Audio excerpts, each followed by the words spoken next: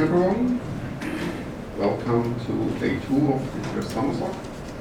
My name is Lord Schwartz from the University of Stuttgart. And I'll guide you through the first part of this day. Today is all about data, more precisely about the concepts of data mesh, data products, and how AI and LLMs relate to these concepts.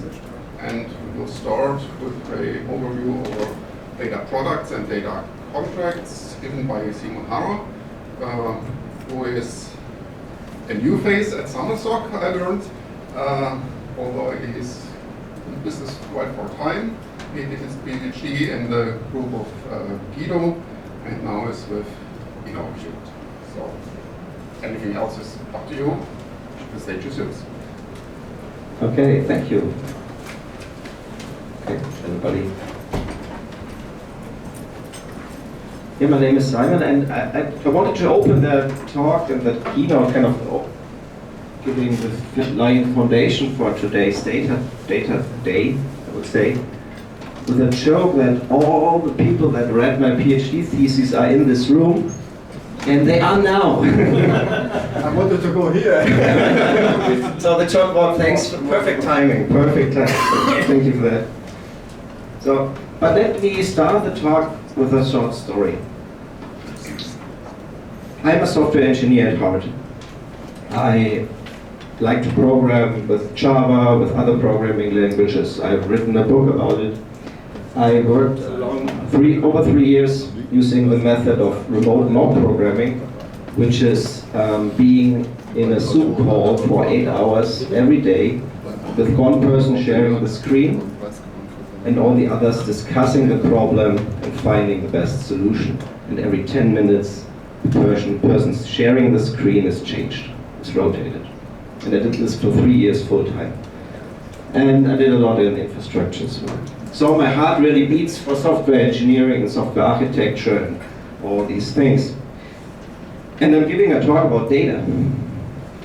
And 2021, there was this pivotal moment. I was part of a team, a DevOps team, we would say. We built systems, we delivered them, we had on-call duty when they failed. It was part of an e-commerce domain. We were responsible for the order management. So orders came in and we had to make sure how logistics handle them. And then something happened that has never happened in my life as a software engineer before. The backlog went dry. There's nothing else to do from giving from the outside. So we had to find something within ourselves. So we had to look for work, so to say. And at the same time, at that company, which is in Stuttgart, it was at Bräuninger. It's an e-commerce premium upper, clothing and shoes and so on. And the data team at that time said, hey, we got BigQuery, got a license for BigQuery, who wants to use it? And at the same time, we didn't have anything to do. We said, okay, this sounds interesting. We built a lot of systems. We had microservices, self-contained systems. We had a lot of databases. We had a lot of data that we control, that we manage. So we put all our data into BigQuery and started analyzing it. But with that, we became a hypothesis-driven product team by the books. So every new idea we challenged through data. We looked whether the data supports this, that it's a good business case, and when it was a really good business case, we dropped everything else and just implemented that use case. And that for me was very transformational. I've seen the value of data affecting the life of what I code, helping in prioritizing. And we did this in several cases. We were very successful with that. And so I turned from the light side of programming to the dark world of data. And with that, I entered that world and focused on data mesh, because that's what we did. This one team owning the domain of order management, building the systems, the operational systems, but also doing analytics on the operational data without having to ask anyone, on a data platform that we could use. That's one of the core ideas of data mesh. Because when every team is doing that, you scale the use of using analytics in a company. And so what we described our experience here on datamesharchitecture.com, which is kind of the top one resource when you Google it. And we also translated the English data mesh book, which had a large impact into the world of data from English into German. And the nice thing is the German one is in color. So in the land of Gutenberg, we had to go that step. Although O'Reilly didn't want that at first. Then I moved on and realized, well, data mesh is nice. The most interesting aspect, however, is, again, as in the software engineering world, APIs. And for me, this equivalent of APIs and API contracts are data contracts. And so we invested heavily. I was part of the BTOL technical steering committee at the Linux Foundation, where we pushed the standard, and there's a lot of open source tools around it. And when you look at the GitHub stars as a proxy metric of success, we see that it's going up. So this few words to why I'm here and why I'm talking about data now. And I want to structure this talk a little bit to lay the foundation. First, talk a little bit about data mesh, why this is necessary, what it is. Then to data products, which are the cornerstones of this data mesh, which is kind of a graph, and the nodes, the data products. And then on data contracts, which are the API contracts. And if we have time, I did some research together with Harrer, who's also here, giving a talk later, that has just been accepted at SEWS, and I could talk a little bit about that, if time allows. So let's start with data mesh. Who already knows what data mesh is? Hands up. Okay, so like 50%. Then it's good that I included it, although especially for all the paper sessions that don't have to talk about it anymore later in the day. So why data mesh? This is the status quo of a lot of companies. What they did is they built a central data team, managing or optimizing for efficiency, all the people that can do cool stuff with data, can build big data pipelines greatly. They're put in one central team. And the flow is like this, so the marketing team wants some report, then they give the requirements to the central data team, the central data team tries to understand them, then it tries to find where the data actually is coming from, I mean from the domain teams. Then they have to convince these domain teams that they give up their data to them, they crunch them and give the result back, and hopefully the result is correct.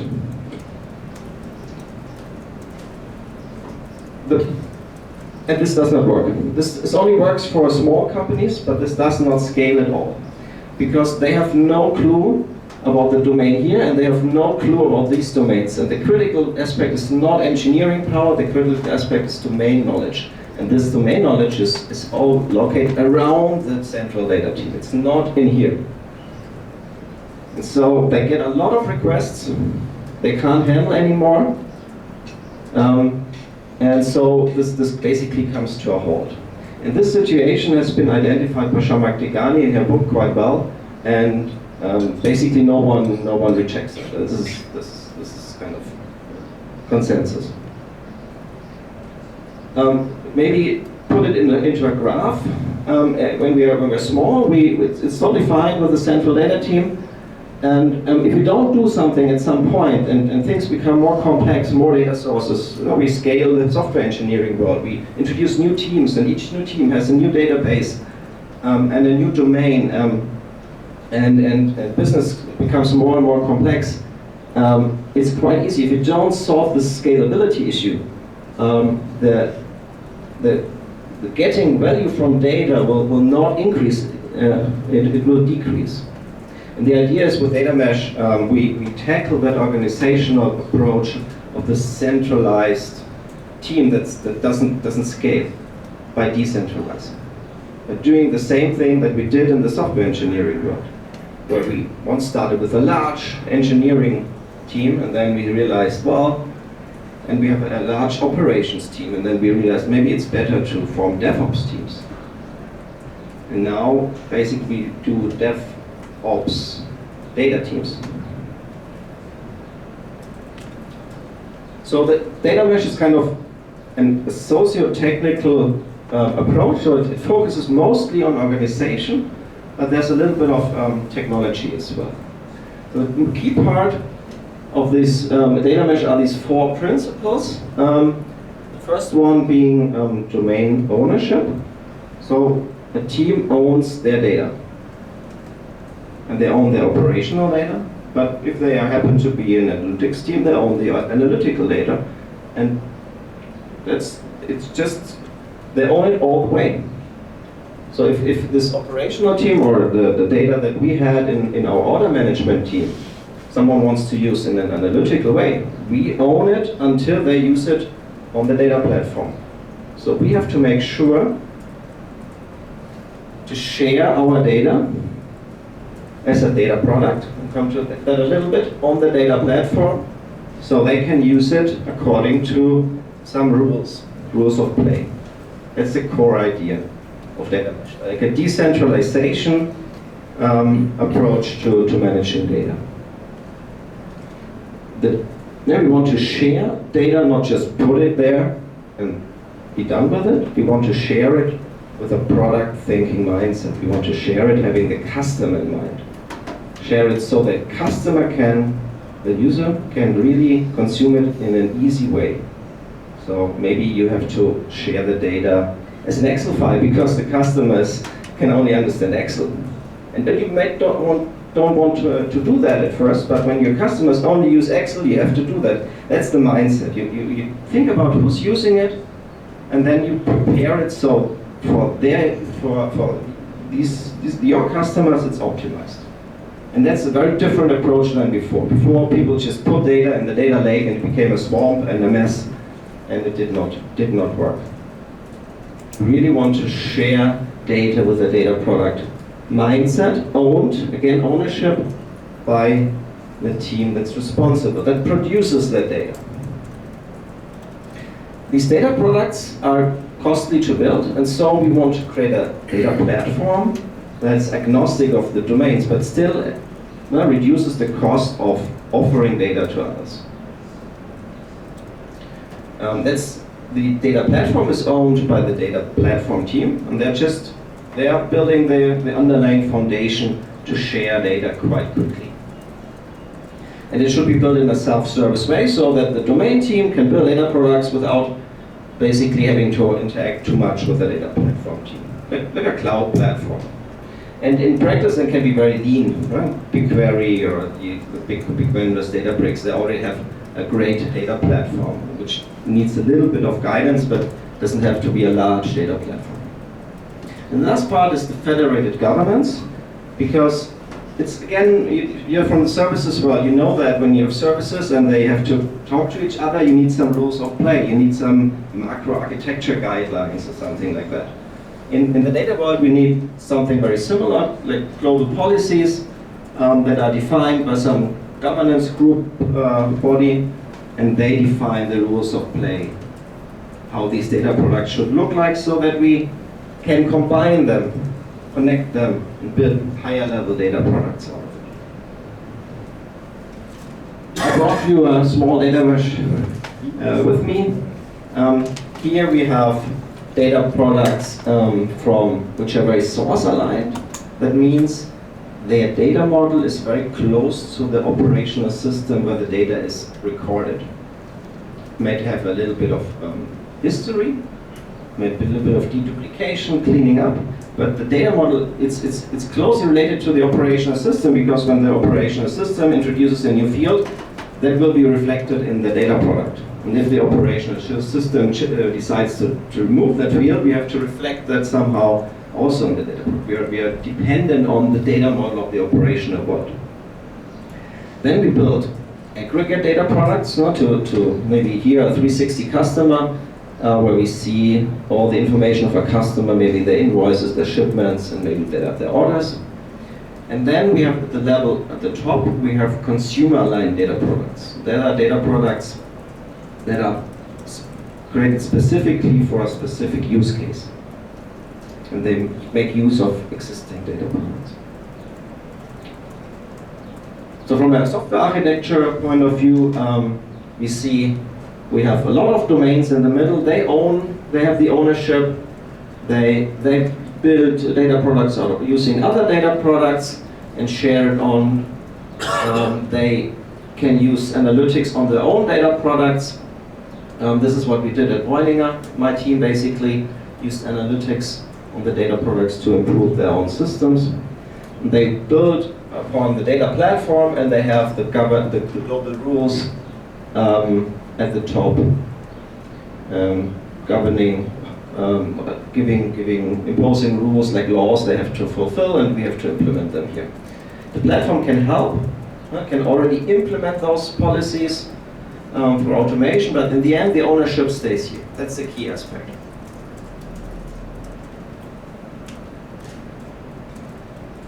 So, what we are seeing is basically all of the major companies go towards that approach. The interesting thing is that they don't really acknowledge that with a name. So when you look at that meme, it says, well, data mesh, no.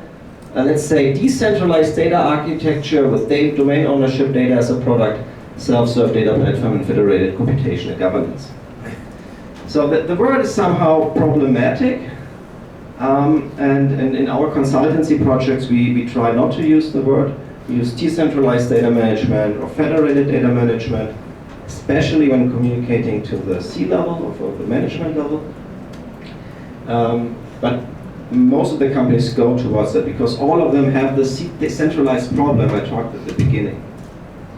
And this is very real for them. And the pressure is even increasing now with AI and the need of data. So you really want to help sharing data inside the company. So that's the first part, laying a foundation on the terminology around data mesh for today. The second part is about data products, the cornerstone, so to say, of the data mesh. No, we can think of service as well. We can think of like a service that shares data, that's primarily designed to share data further on. And what it is exactly. So in my own definition, it's a logical unit that contains all components to process domain data and provide data sets via output ports. And that's the view of a software architecture. We have a box, you add some inputs, you process something inside, and you offer your data further on, like APIs. It's not complicated, but when you look at it a little bit more, when you see it as an architectural unit, we have the input ports where the data is coming from, where we connect it, and we have the transformation code, maybe internal data storage, and then we share it further on in output ports. It could be in different technologies and data sets. The difference is here that the API is data. The API is a SQL table or a complete data schema on Databricks, for instance. And that's fine. It's not a bad pattern. It's not an anti-pattern, it's the pattern. Sharing, giving directly access to a read-only store of data. It's quite expensive when you work with a lot of data, because compute is expensive in the data world, storage is for free basically. And when you transform it and you have your pipeline crunching the data, it can incur a lot of cost. So you always have to manage the cost of this data product and compare it against the usage here. But that still makes sense. It's also part of building a data product, making this cost-benefit analysis. Zalando did an interesting case. They built a lot of data products and then at some point realized it's becoming quite costly, and then they had a look at the cost and about the usage, and just by shutting down the data products that are not really used, they saved like 1 million euros per year. So it's really a lot of and a little bit of optimization. So it's you can really invest a lot here. I think at BigQuery is like crunching 1 terabyte of data is $10, and if you have 100 gigabyte and you just 10 queries on it, but you accumulate it, you pay $10 for that already. We need other things as well. We need to document it, of course. We have a CI/CD pipeline. We need some observability metrics. And we need to expose our information via discovery points. And to be honest, that feels like building a system, an architectural component, very, very close to what we're used to in the service as well. And this is no coincidence, because when you think of where Shamak Degani is coming from, where she got all her ideas, she also has a background in the services community.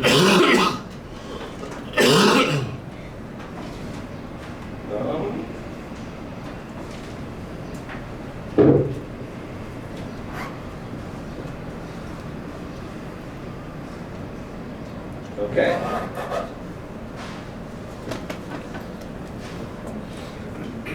So when you implement that, this is just a visualization. The blue ones are data products, and they get the data from applications, which could be microservices or any system. And then we also have data consumers, like dashboards that just use the data. And that's basically can grow very large, but that's basically what a data mesh is. And when we look at it again from a software architecture point of view, these are services that have dependencies, and they have APIs, and so on and so forth. So this is, from my point of view, this is feels quite natural. In my consultancy work, we created this canvas and use it a lot as a birth certificate for data products, like designing it up front. Because we're engineers, we want to build it properly, so we want to capture the ideas. And now again, with the product mindset, we start on the right-hand side, with the consumer, with the use case in mind. We build first, we capture the use case, or the use cases, then we build the API, then we think about where the data has to come from to support that API, and then at the last part we build the implementation, or design the implementation. And this normally looks a little bit like this when we do this. And that works quite well, and it's been done by a lot of companies, not just with our template, others have created their own templates. But it's a typical way. The thing is that no one, after you design it, no one updates that anymore, so you have to switch to YAML. This is where it lives further on.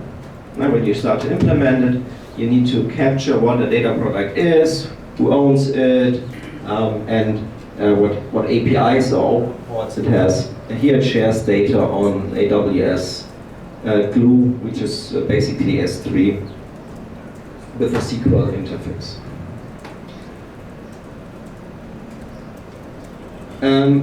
The data products itself, when you build them, actually are very, very different. I've seen a lot of implementations in my life now, and every company builds them in a different way, and it also depends highly on the actual data platform they're using. If they use BigQuery, they build it in this way. If they use Snowflake, and that. If you use Databricks, and that. I also know companies that build data products as a Java application, and that's okay if it's a small amount of data, if it's not too much, and they can still do it. But in the end, what I've seen most is you basically create a Git repository, like what you would do with a microservice, and you put all your code in there, and you put your CI/CD pipeline in there, and your infrastructure as code, and then you press a button, deploy, and then it becomes alive. The interesting thing is it's not you don't create a Docker image normally. What you do is, with the data world, you have to use a lot of the cloud services that are available, based by the data platform. And this is So it's like you use a lot of different cloud services. So you don't have a single deployment unit, but you have a logical unit with that groups all those effects, those parts that you use in the cloud together. So the Git repository is your area of control, so to say. So this is what I see. And well, is everything fine? Is it clear now? Is it how the world is? The problem is no, sadly no. I normally do everything that I described. This is my bubble, but there are a lot of people that have different definitions of what is a data product, and this is becoming very complicated, sadly. So what I call data products and what Degani is calling data products, a lot of other people are now calling pure data products. And now we have enhanced data products as well. Because the data product is so a good term, it so resonates with management, everybody wants to use that term now, and now a dashboard becomes a data product, and an algorithm, and an app for a smartphone is also a data product. And I just was at a data conference, Data Mesh Live in Antwerp, where a lot of the data mesh community was gathered, and someone said, well, if you ask 5 different people, you get 6 different answers what a data product is. And sadly, this is true. There are several major differences in the argumentation, and just the key ones, many more in detail. So I'm here in the camp of a logic unit, and I think that camp is the biggest, but that's maybe just my bias. We have a few people that say, oh, data product should be a deployment unit as well. Right? They come with a Docker metaphor. First and foremost, that's part of NextData, the company that Degani founded, the inventor of data mesh, so to say, and they try to go that way. The problem is they basically will fight a battle against all data platform vendors with that. And I don't think they will win that. But that's just my personal opinion. Let's see how it turns out. Then we have people that say, well, data product is actually just a data set with quality guarantees. You build the data set, it's just the API, so to say. And they don't care how that was created. They just focus on the product in the store and ignore the factory.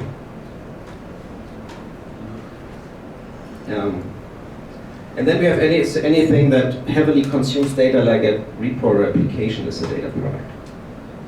And we're really just talking on the tip of the iceberg here. There are many other details where people have also very strong opinions, but this is a data product.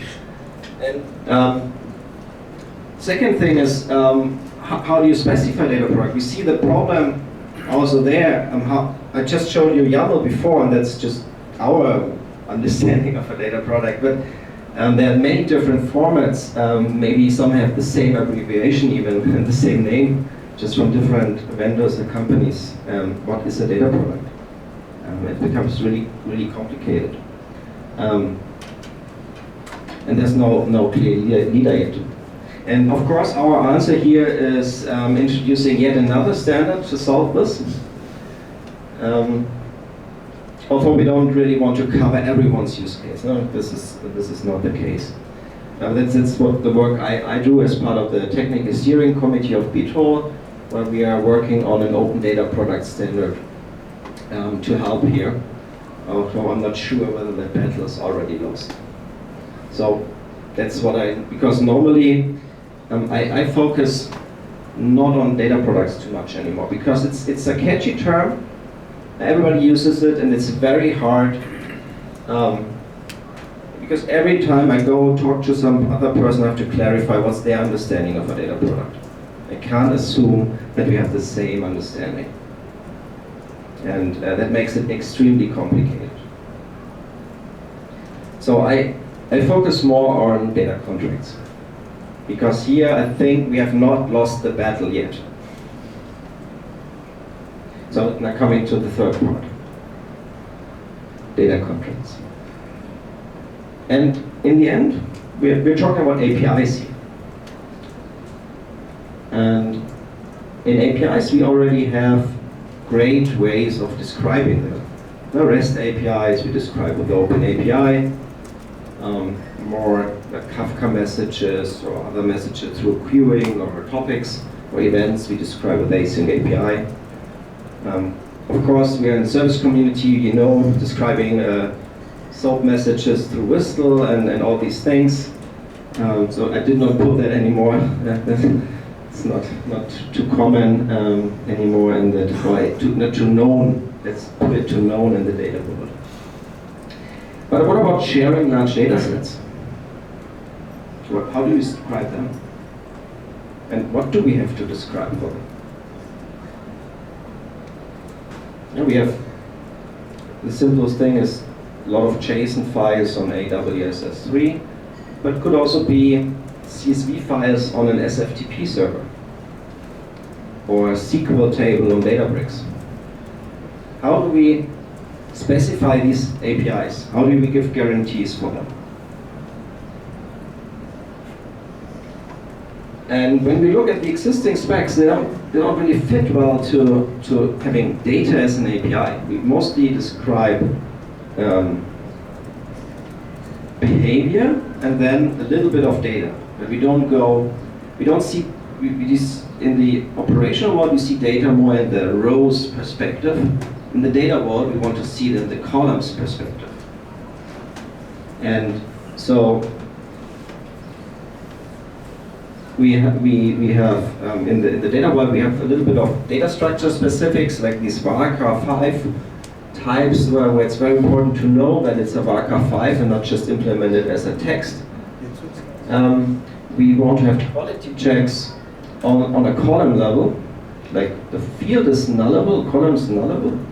That's fine, but we want to give a guarantee that at most 3% are missing. Because that has a lot of different use case for the AI later on. If you train maybe a machine learning model, when there's maybe the guarantee is extremely critical for using it further on. In data also, terms and conditions are much more important because we use data for analytics, for doing interesting cases, and we have to be very careful whether we are allowed to do that. In the operational world with APIs, we always have this nice door out and saying, well, this is business critical, and so we have to do that anyway. And we are allowed to do processing of that data. In the data world, it's much more complicated. We really have to make sure that our use case is a valid, is a legal one, and we don't do something illegal. The problem, for instance, with the GDPR is if you use data in an illegal way, it's considered like a data breach. And you do not want that. The same regarding service level agreements. No one cares about uptime in the data world. Uptime is not an issue. What an issue is how fresh is the data. How long did it took from someone ordered something, like doing the e-commerce example, from the beginning until it's available on the data platform for me to query in SQL. This is relevant. So the different perspective on service level agreements. And last, the semantics is crucial because I can just join and do something with the data and display it under something and push the report to management and they make decisions. And if the report is wrong, because I didn't understand what the data actually meant, I had an impact in how the company is steered. So this is also crucial. So we need something that fills this gap because as far as I'm concerned, the Open API and Async API and these things do not capture that well enough. So a data contract, well, all about naming today is not a contract in that sense. It's like an API contract, and we can debate whether contract is the perfect term for that, because it's not a mutual agreement. It's not between two people, it's rather this offering to potential consumers. Like, put it out there, this is what I guarantee with it, and it's not yet a mutual contract. It's this one-to-many relationship between me as the data producer for many consumers. And so it's really this link between the data producer and the consumers. And it's also a way of communicating, because I can share what I guarantee with the data, and the consumers can check whether their expectations are met. So my guarantees, their expectations, we are meeting at the contract. It's also a link between the physical world, so the actual JSON files on the S3, with more of a business description of the data. What do they actually mean? And it's really, I think for you as a service community, it's really think of this as an API contract on data. Not on behavior, on data. And we see the data contract as really as a source of truth of all the metadata around the data that we share. When you go to the data contract, this is where it's correct. If the data does not match it, the data is wrong. The contract, by definition, is always right. And now, when we have this, we can do cool stuff. I can come later to that, but you can compare the data against the contract and continuously monitor whether the data matches the contract. And that creates trust. And trust in data is extremely important for that it's used and shared throughout the company. So, where do they come in? Data contract protects an output port. It's right here. Each output port can have a data contract. It doesn't have to be. Could be an empty data contract, so to say, but this is where the data contract comes in. Protecting what we share, like an API specification. We can also use the data contract here for consumer-driven contract testing. You could also put a contract here, or you could also use it internally, but that's not really done at all. That's a typical use case. And it really tries to solve this issue of documenting the data that was also not done before, documenting data like an API, while ensuring trust, describing the service level expectations, and allowing a lot of tool and automation, as well as enabling that you can find the data, like searching all the data contracts, realizing this is the data I need, and then use it for your use case. And it goes very well with the data product thinking, because you build the data contract for your consumers. The my guarantees for you consumers. And everything is captured in that file.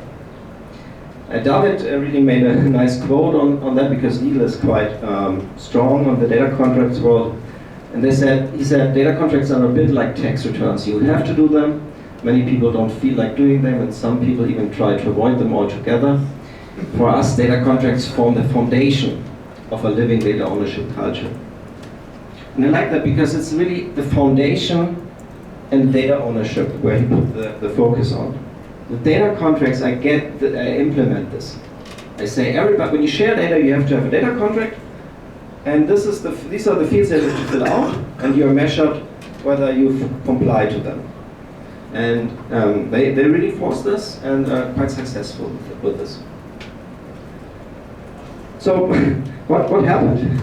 Because again, everybody realized we have this problem. Many companies introduce data contracts on their own, again, and with their own flavor. And in this time, we were on time. So I think we have the chance to really, with the standard, and I'm also working with, to really establish the standard and get away from all these different formats. So this is a little bit different situation than the data products. So the standard originates basically from PayPal. So PayPal created their own standard, or their own format, again, in 2023. And they open sourced it and had this nice visual here, having several sections on what a data contract should entail. They brought a lot of examples, and everything was in the middle. The problem was that this contribution here was very PayPal specific, so it's not. No one wanted to implement that. It was nice. It created a lot of interest, blog posts, but no one. It's not usable.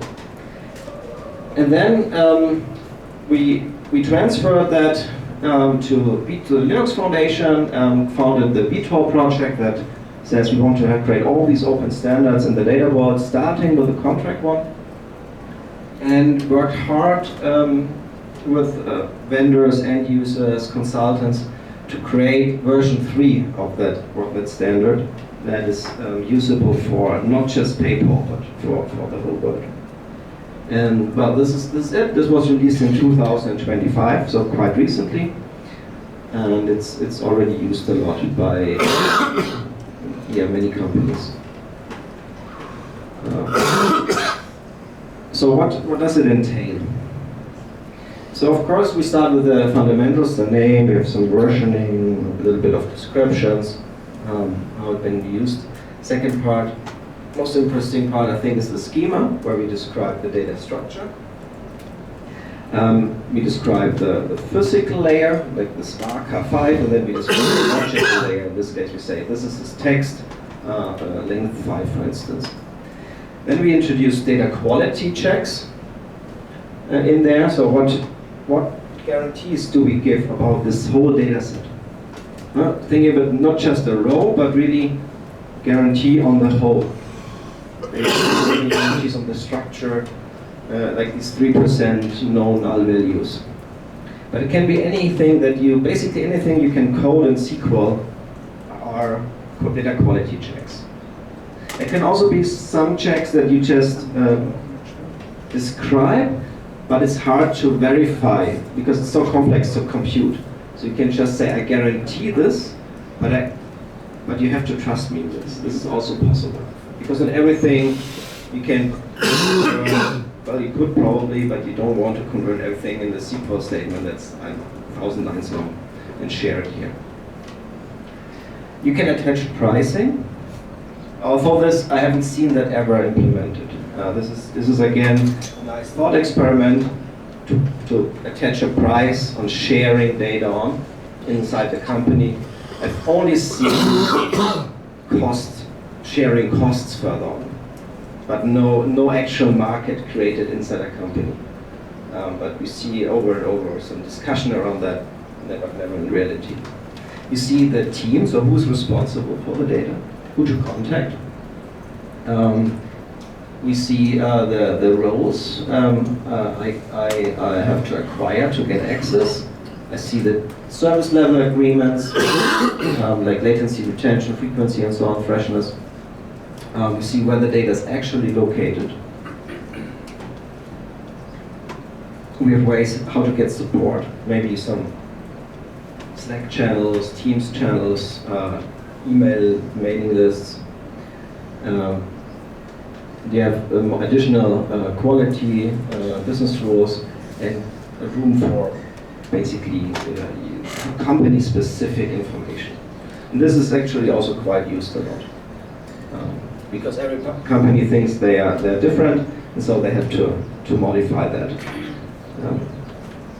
And this I want to introduce a little bit.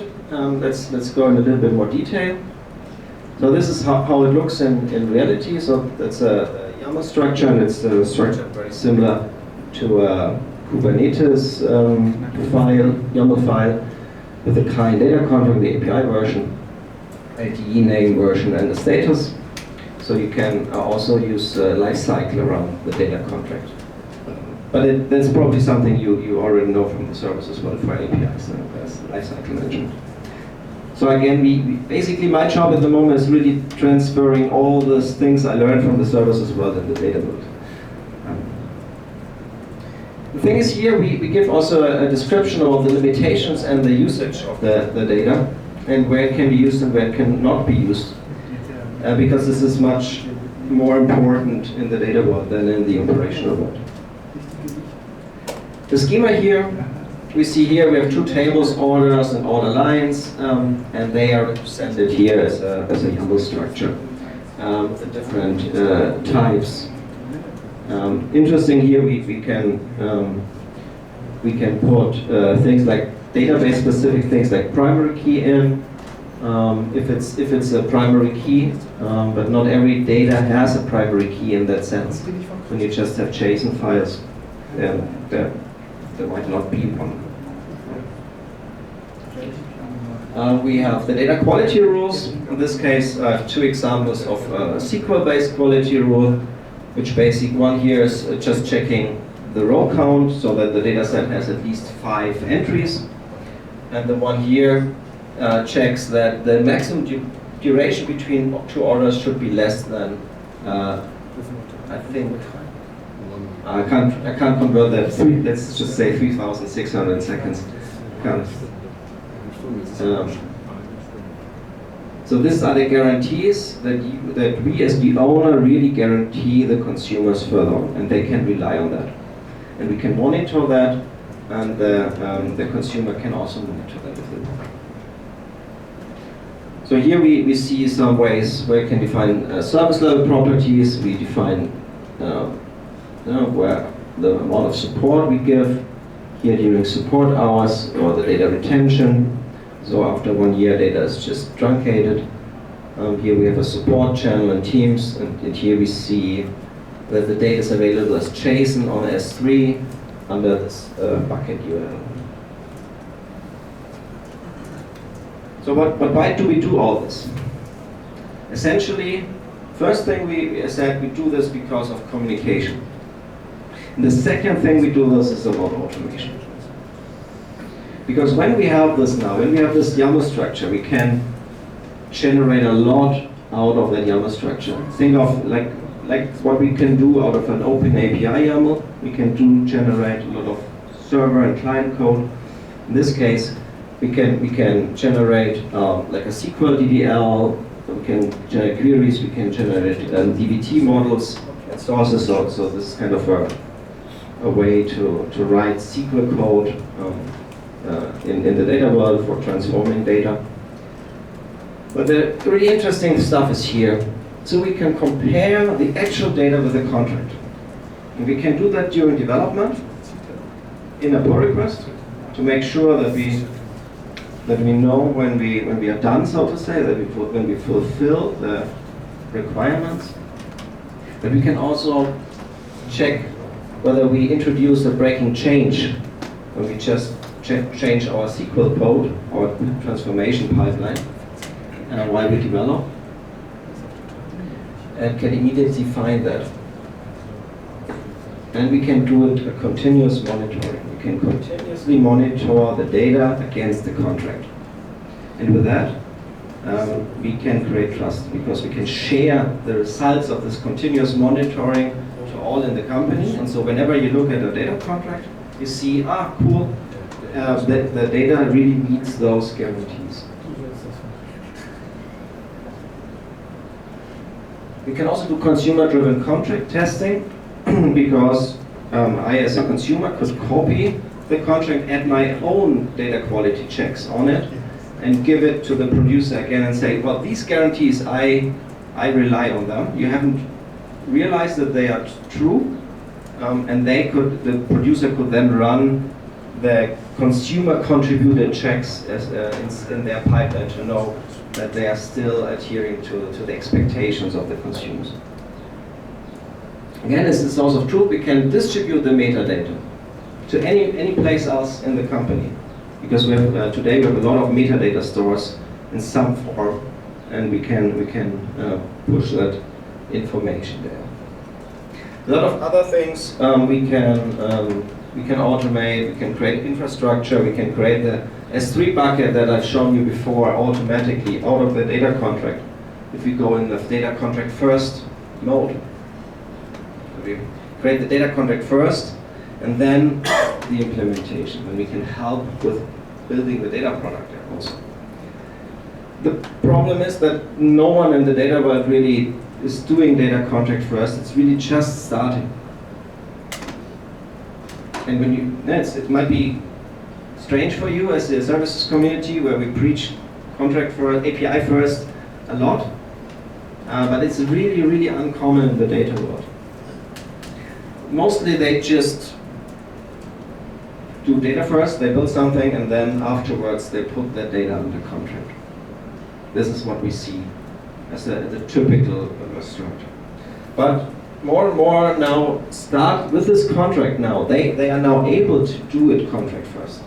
Because they have this template, they can fill it out in a workshop and then go from there. And this kind of helps establish that at least.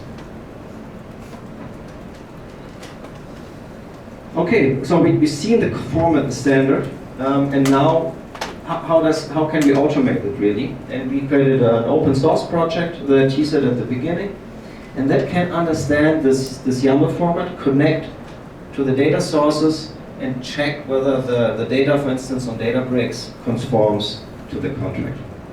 And it's a Python library, and this is the most important aspect. We can always check whether the contract matches the data. There's some other functionality around. We can import it quickly, for instance, from the Unity catalog where we have metadata on the schemas and tables and the fields. We can get a first draft of a data contract, then we can enrich it and continuously test against the actual implementation. And if you want to work further on, we can also export it to other formats like SQL, DBM and so on. And this is used by a lot of companies. We have a lot of, I think we have at the moment over 600 GitHub stars and a lot of contributors helping out. It's really going big. And I'll try to demo this now for you. Let's see how it works with holding the microphone and on one hand. Let's see.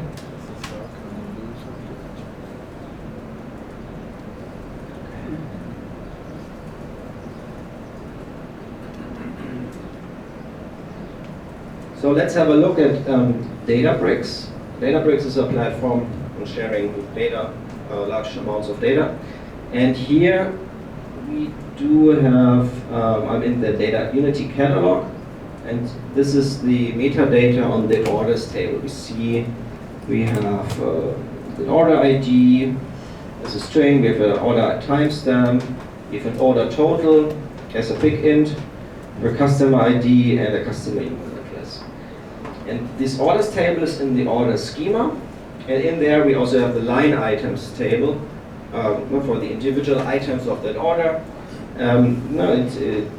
Each element has a line items ID, there's an order ID to link it to the order, and the SKU is the basically article identifier, the stock keeping unit. And that data is already available there. We can have a look at the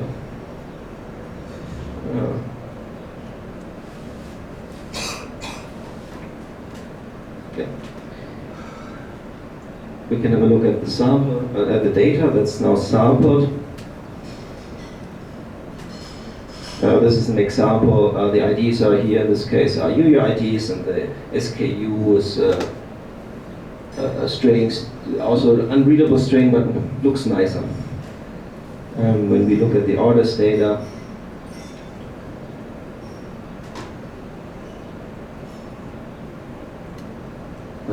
we see the customer email address, customer ID, and then we have the ID here again, timestamp, and the order total, which is a big end, so includes the send value probably, but we have to check that. No, there's no dot for the decimal places. And what we can do now, using our tool, we can put that under contract. And so if I run the import command and basically say these are the two tables in there, I can create that YAML file as a first draft out of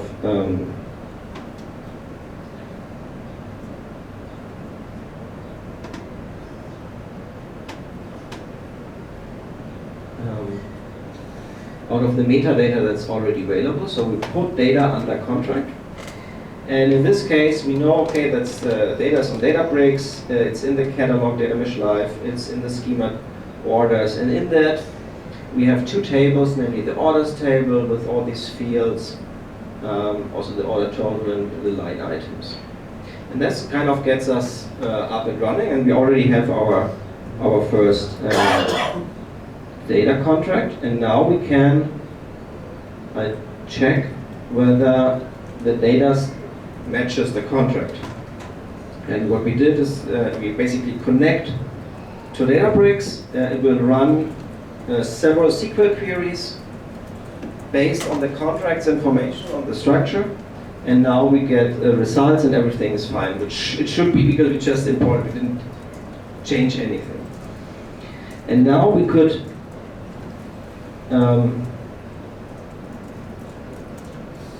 we can now extend the contract and say, well, the order ID in the orders table, that's the required field. We can save that, and we can rerun the checks, and it will now has an additional check, and we don't have 17 checks now instead of 16. Everything is fine, so that field is always available. And with that, we can introduce more and more information, additional quality checks, and always knowing whether the data matches that. We can even add a quality check for the email address. I have to prepare something here.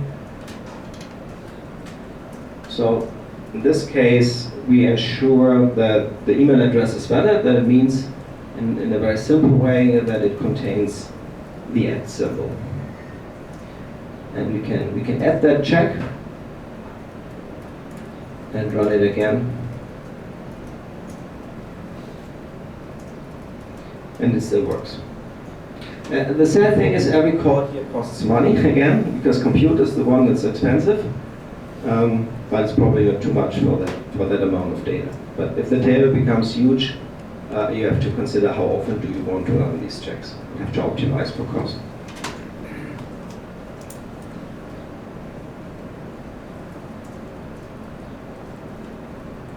Because this is a YAML file, we can convert that into an HTML file and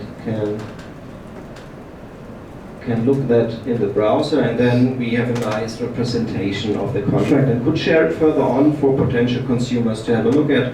They see the guarantees, they have here the schema, and we could put for every field, we could put a business name, for instance, and a description, making it more appealing and more understandable for the consumer. We can go much, much further. This is really just also the tip of the iceberg, but just to give you a feeling of what's already possible with open source tools. Because in the end, well, everybody's have some data they are responsible for, and they might have interesting consumers that would like to have access to the data. And this is something that you can do for any data you share. There's no limit. There's no constraint. You can just do it if you want to give guarantees when you share data with others on.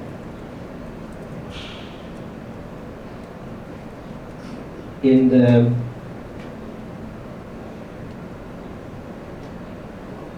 the data world, it's important to have some central place where all the contracts are living, so people can have a look. And this is something where we created a product where you basically have a little bit nicer visualization. You see all the contracts, what's available. You can request access, you can watch changes and all these things. And but there are a lot of other companies that are doing this right now as well, because this is a need. They want to have this internal marketplace inside the companies, seeing what data is available, what guarantees do I get as a consumer, and then I can request access and use the data for my use cases. This was just a short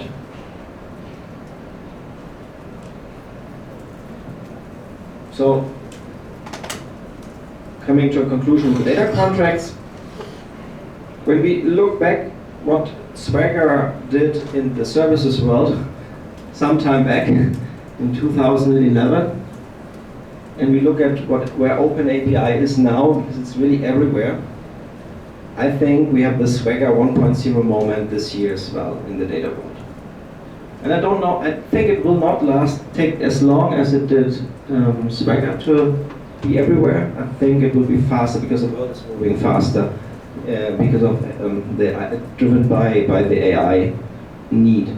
So I think the data contracts, when you don't remember anything from a talk, remember that data contracts, I think, will be a huge impact in the data world. And it will affect us building services as well, because we are there where the data is recorded, where the transactions happen, and that's where the data has been born.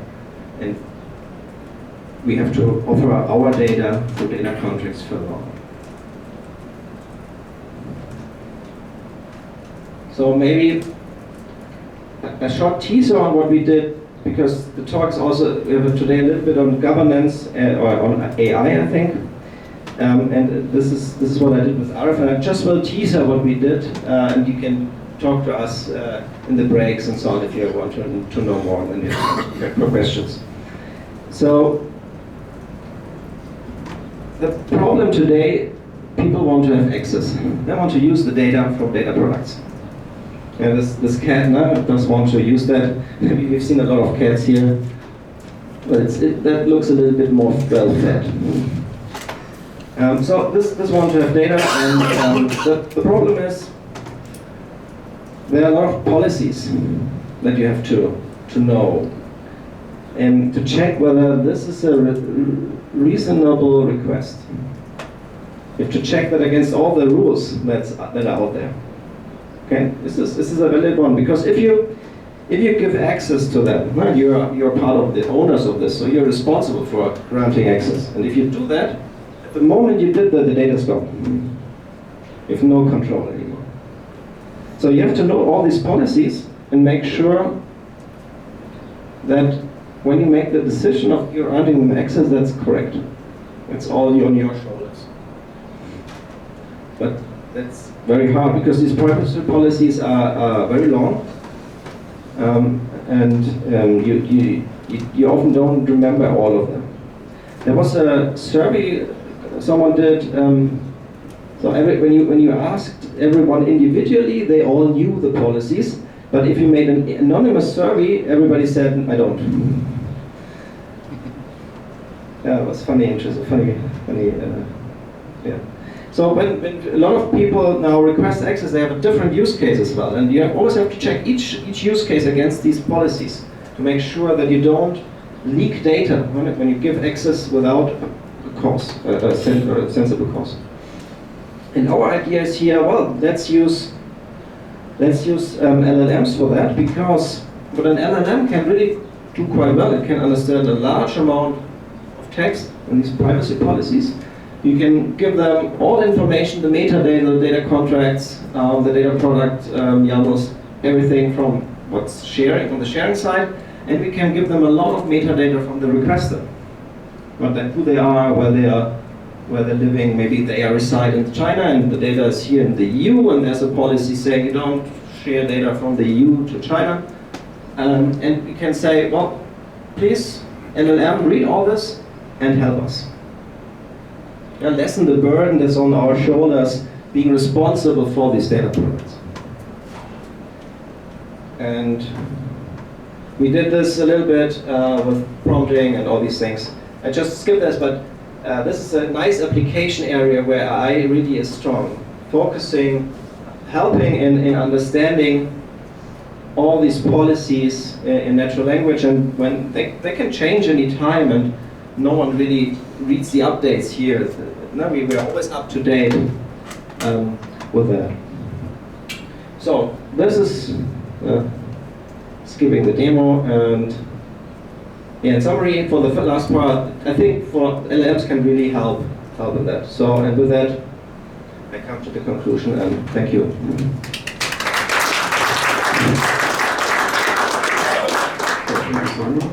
Questions? Thanks for the excellent talk. Very nice. So I understand that the transition from product to contract is very important. So product, in my opinion, had a very static perspective. and contracts have a more dynamic perspective. They're hinting to this thing in the middle between the producer and the consumer somehow. But in the context of AI and everything, I was wondering what is the progress or the state of the art in relation to learning in everything what you're saying, machine learning or the whole aspects related to the learning. I think at the end with the LLMs you were hinting a little bit towards that. Maybe you can speak more to that. What? Because learning has a lot of consequences with all the things that you were discussing actually. And I couldn't figure out what is the transition in the data contract space that you were describing vis-a-vis the learning aspect. How much control, so to speak, is given from, let's say, the producer of one set of data, if it's combined with some other data or multiple different data sources and learning is occurring at different sites of the whole ecosystem, what happens to that? I'm not totally sure where the learning can happen in a lot of different places, Yes. Basically everywhere. That's the problem. Yeah.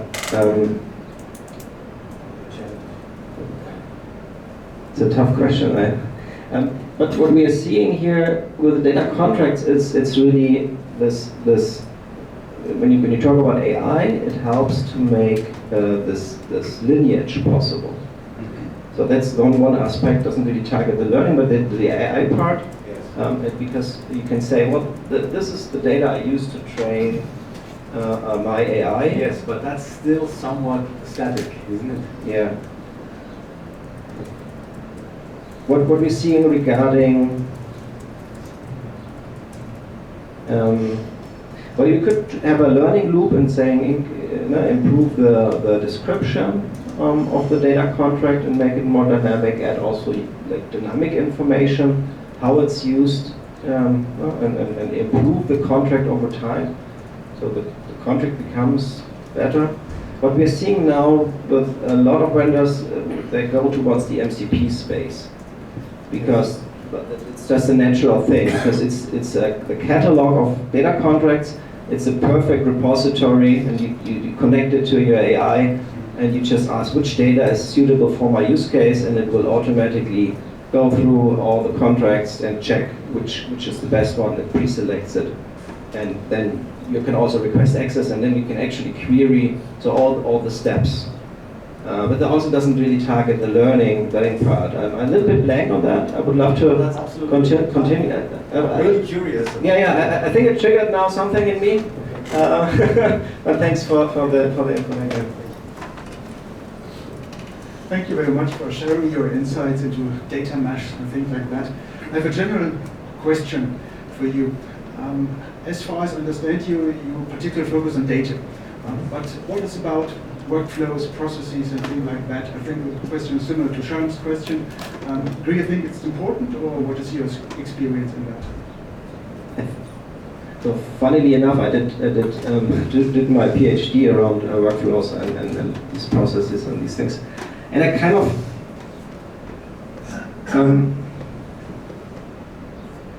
the data world. It's the focus, to be honest, is really around data. There are still processes in there working with that, but we see it more when I think there was this artifact idea in the BPM world, where you have the state transition of instantiated and in different states, and it moved along inside the business process. In the data world, we are very interested in the snapshot, so to say, of this artifact, this aggregate, we say, in the domain-driven world. The state of the order at this point, and the state of the order at this point. But we're also interested in the events. This is the perspective that we have in the data world. More than that, I don't know, to be honest. But it might be an interesting thought process. I haven't thought about it really that much. This is what can give you. Yeah, thank you for the nice talk. Let me comment a little bit on that discussion. those higher level advanced data products, they could actually embody inside machine learning, right? Yeah. They could embody inside ETL pipeline. Yeah. So some of your questions may actually be embodied, that problem, in a data product. Yeah. And it is then interesting, for example, if you have an AI model being computed in your data product, when the incoming data changes, which is normally the case, then your data product internals have to be recomputed. Yeah? So you have to be very conscious about whether your data product is a stable one, where you just go somewhere and look for the product with the highest number of sellings, yeah, the best-selling product in your warehouse, or when you wanna have some information that is gradually changing. Yeah. And maybe one question to you. When you have the analogy to services, well, there are microservices and there are bundles of services that you can have one after the other, or a service that is composed on lower level services. I guess this is something that has to be thought of also in the data product landscape. Yeah, it's, maybe you can comment on that one. Yeah, it's totally similar, and the problem is also similar. How big should a service be? How to slice them? But all the things are very, very similar. The interfaces are different, the technologies are somewhat different, the platforms are different. So there's enough difference to make it interesting, but you can transfer a lot. And this is what I basically, that's kind of my role in this small world. Okay, we still have time for a short question. Okay, so let's thank Simon again, and we have a 15-minute break.